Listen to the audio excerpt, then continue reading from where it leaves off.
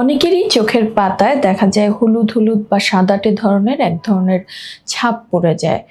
এটা কি শুধুই স্কিনের প্রবলেম নাকি শরীরের ভেতরের কোনো সিগন্যাল? মেডিকেলের ভাষায় আমরা এটাকে বলে থাকি জ্যানথেলেজমা। জ্যানথেলেজমা কিন্তু এক ধরনের কোলেস্টেরল জমা হয় চোখের পাতার উপরে, কারো কারো নিচে বা আশেপাশে। সাধারণত কোলেস্টেরল জমে এই জ্যানথেলেজমা তৈরি করে, তার মানে কিন্তু এই না আবার যে যাদেরই রক্তে কোলেস্টেরল বেশি আছে তাদেরই জ্যানথেলেজমা হয়। অনেককেই আমরা পাই তাদের লিপিড প্রোফাইল কিছুটা বেশি থাকে, কিন্তু অনেককেই আমরা পাই যাদের লিপিড প্রোফাইল সম্পূর্ণ নর্মাল, ওনারা দেখতেও স্লিম, কিন্তু তারপরেও তাদের শুধুমাত্র জ্যানথেলেজমা হয়েছে। এখন সবচেয়ে বড় কথা, এটা দেখতে কিন্তু একটু অস্বস্তি লাগে বা অন্যরা যখন তাকায় তখন চোখের এই অংশের প্রতিই চোখ পড়ে এবং অনেকে বলেও বসে।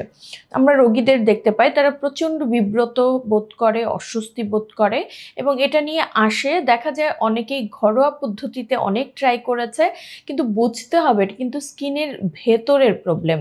এটা স্কিনের উপরে কোনো মলম কিংবা কোনো ধরনের রিমেডি ইউজ করে যায় না।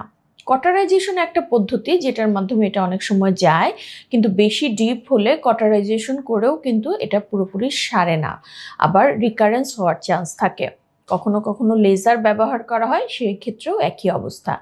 সার্জিক্যালি বা অপারেশনের মাধ্যমে আপনি যদি এটা দূর করেন তাহলে আপনি নিশ্চিন্তে থাকবেন, কারণ ওই অংশটুকু আর কখনো ফেরত আসবে না। তাই জ্যানথেলেজমা যদি আপনার থেকে থাকে তাহলে সার্জিক্যাল এক্সিশন করে আপনি এটার থেকে সম্পূর্ণ স্থায়ী চিকিৎসা নিতে পারেন।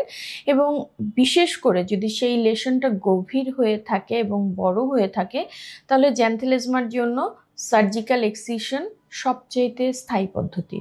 ধন্যবাদ।